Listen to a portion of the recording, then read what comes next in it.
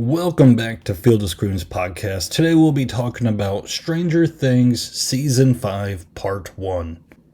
Well, it is finally here. Stranger Things, the final season. It's finally here for us to watch, but only Part 1, which is unfortunate. I guess there's going to be 3 drops for this season. One, was just a couple days ago. It was like November 26th, I think is when it dropped.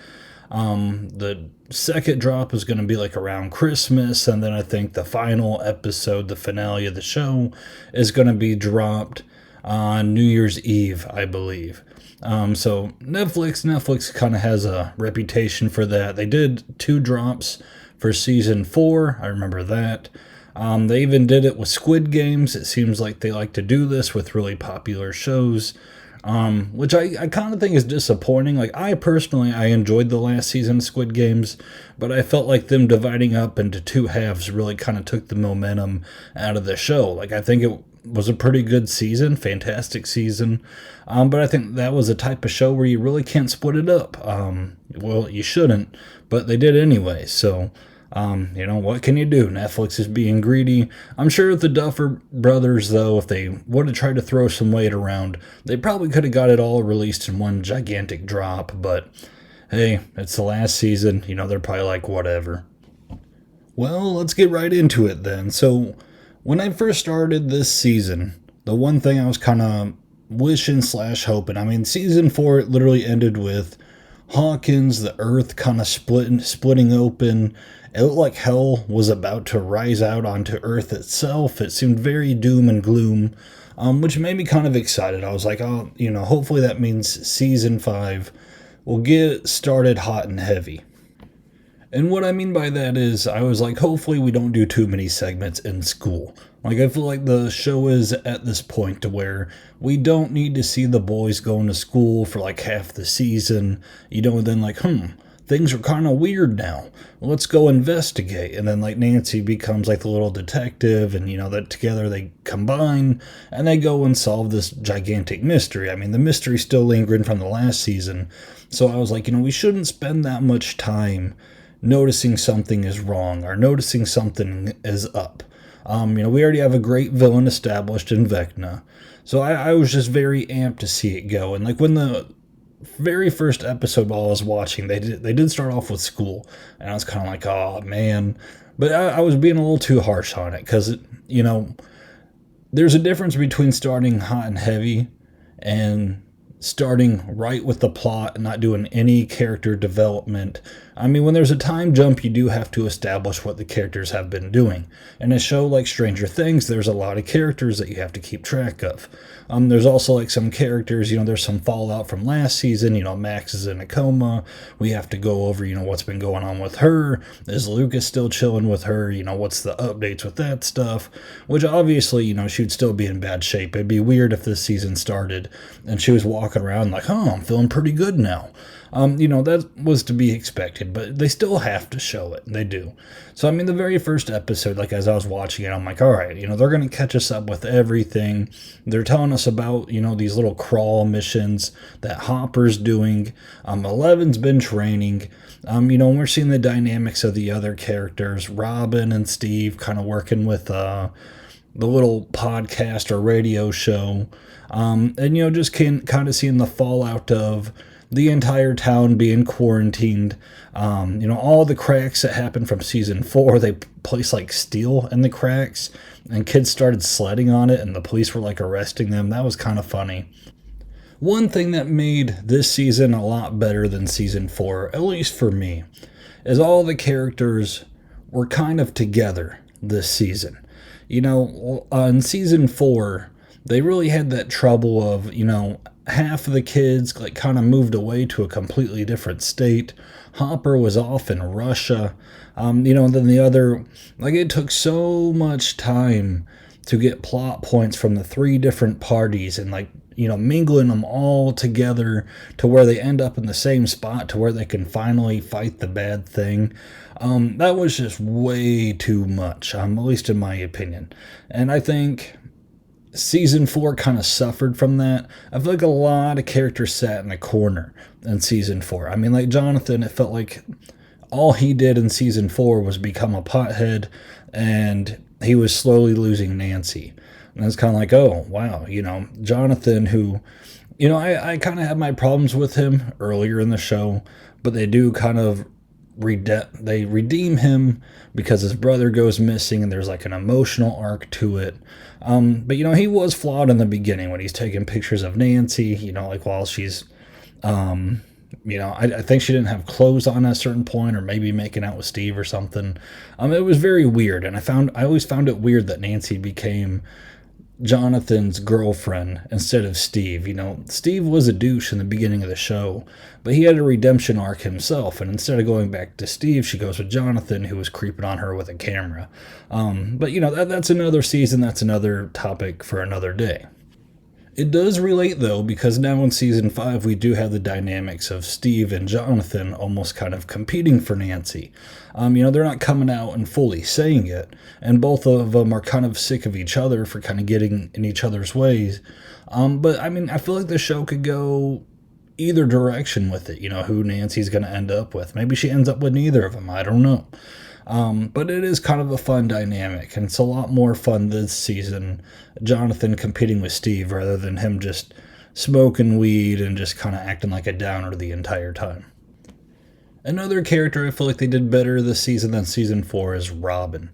I felt like last year I was really disappointed the shifting character in Robin from season 3 to season 4. Robin seemed very confident and more like the straight man to Steve in season 3, and then season 4 happened, and all of a sudden Robin is just very spazzy. I don't know if that's too mean of a word or not, but when she gets talking, she's like, oh my gosh, I start talking quick when I get nervous, and I start to word vomit, and I don't know what I'm saying. And she starts talking like that, and I was like, why is she doing that? I don't think she did that in season 3. That's weird. And I feel like that was just a very weird character shift. But I feel like this season, she's a lot better of a character, and I feel like her and Will have a nice dynamic to where they both kind of lift each other up. I also felt like Will was kind of a downer in season 4. The entire time he just seems down. He seems out of the group. He feels like an outsider, which I get that, but I never got those vibes in the first 3 seasons, and maybe because Will was kidnapped in one and he was possessed in another. Then another one, they go to the mall. But yeah, when that was going down in season 4, I was like, man, I wish they'd give Will a little more to work with. And I know they're working with the arc that he is in the closet, and he's working through that, and he's looking at Mike, and he has feelings. And, there's that brand new little story there. But I do like Robin kind of stepping in and guiding Will.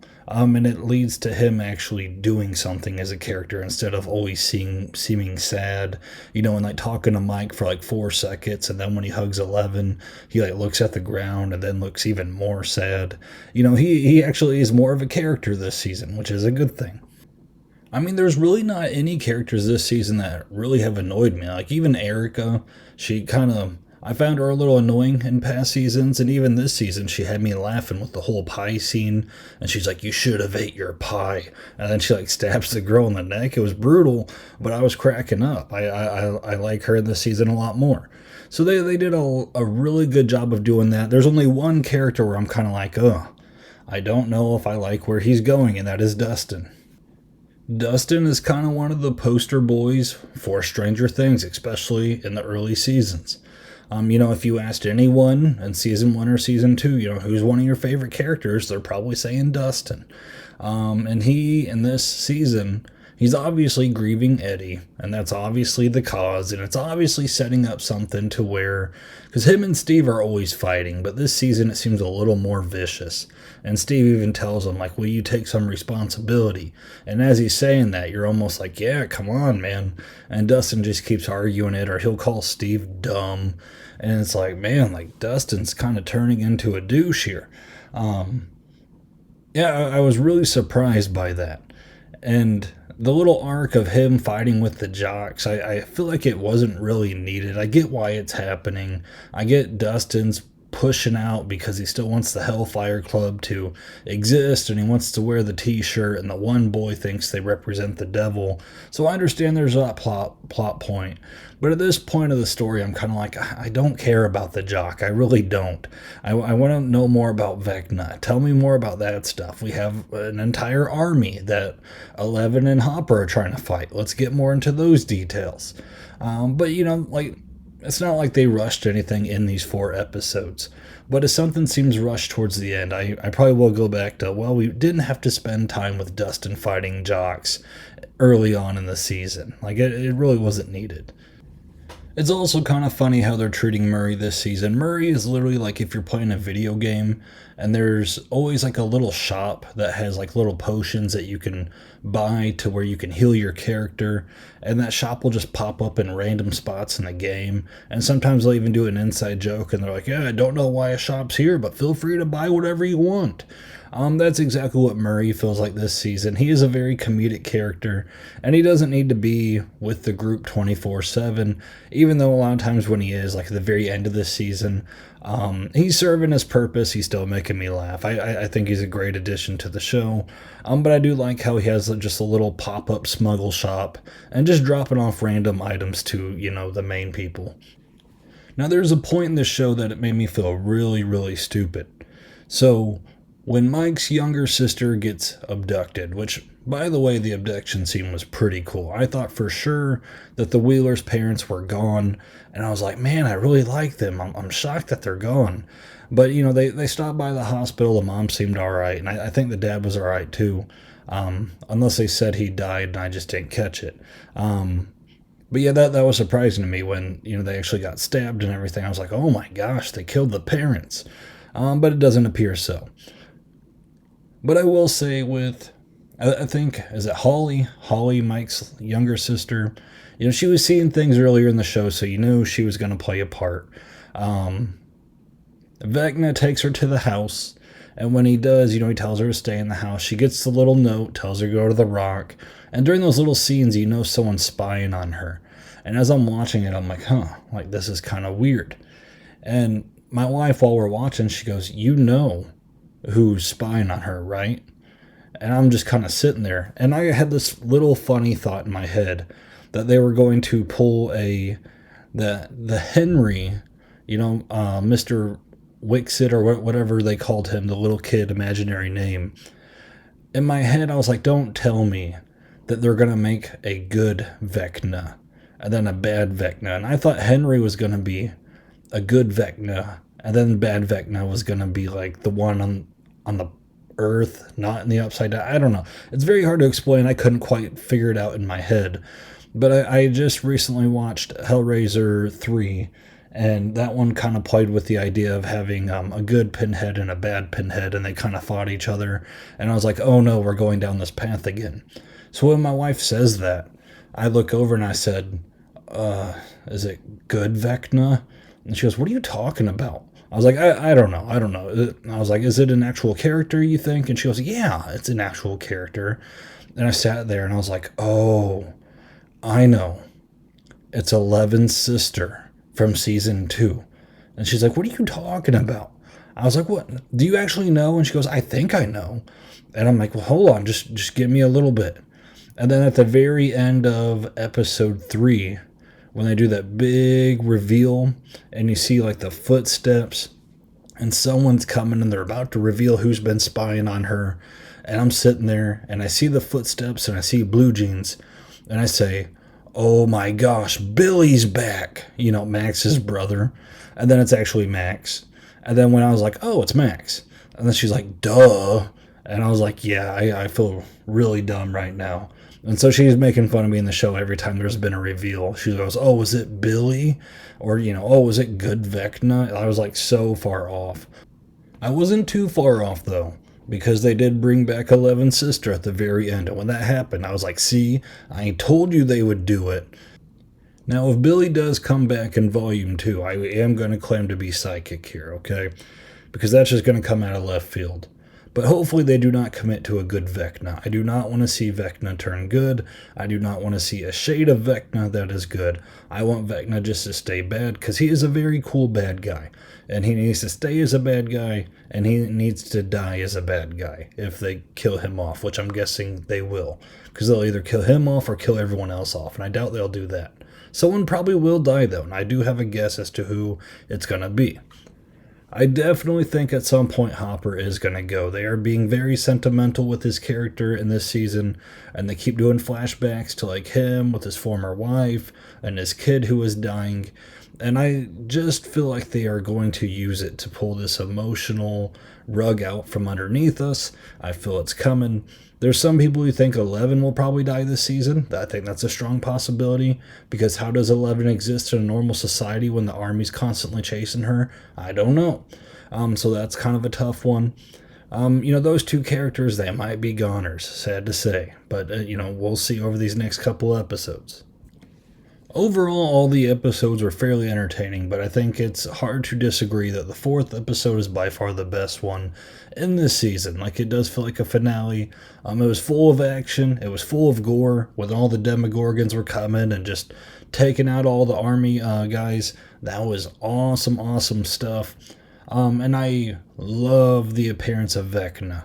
Like, just coming out, turning army soldiers into human grenades. Very cool stuff there. His big confrontation with Will was really good. He gave the classic bad guy dialogue, just telling him like, oh, you were the first one that I turned, but you were weak and it worked and I thank you and now you're going to watch the world burn. And then he throws Will, and then Will harnesses his powers, and it was all motivated by Robin's little pep talk. Telling him to be himself and don't hold yourself back and stay true to yourself and all this good stuff.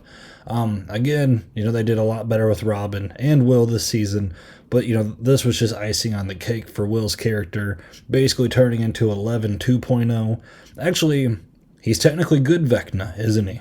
What I said earlier in the season, Will is technically good Vecna, so I could say, I called that one too. So if Billy comes back, I'm 3 for 3. Let's just say that.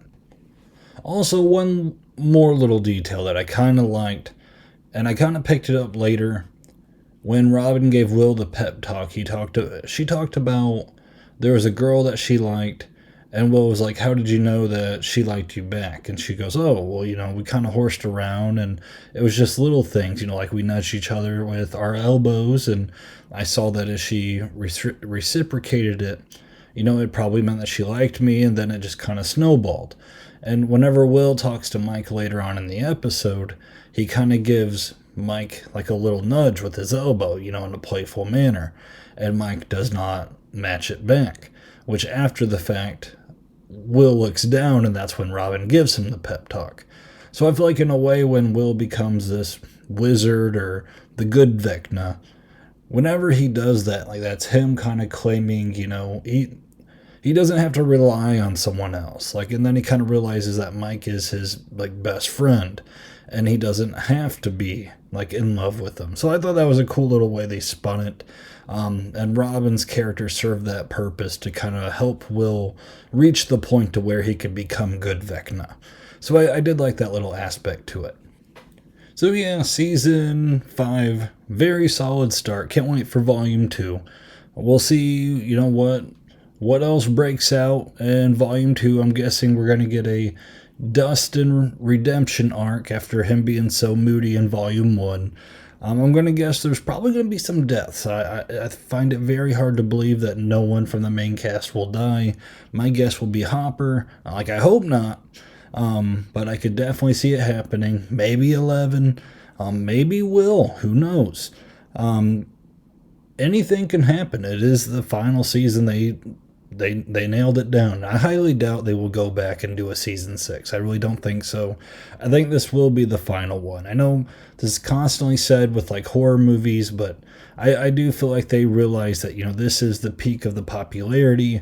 All the little kids that started this show, they're now like 20 feet tall, and they make me feel old now that I'm watching it. I feel like this is the final one, so anyone can go. So it will be fun. And it will be fun to see Billy come back in Volume 2 just so I can say I'm 3 for 3. It almost feels like the Stu rumor with the Scream franchise, how a lot of people wanted Stu to return, and people are like, there's no way that can happen. That's kind of how like I am with Billy right now. I think Billy's going to return. I'm just gonna make that claim, and if he does return, you can say you heard it here first at Field of Screams podcast. So thank you so much for listening. If you could give this episode a like, it gets it out to other people. And feel free to subscribe so you know when the next one comes out. Again, thanks for listening, and until next time.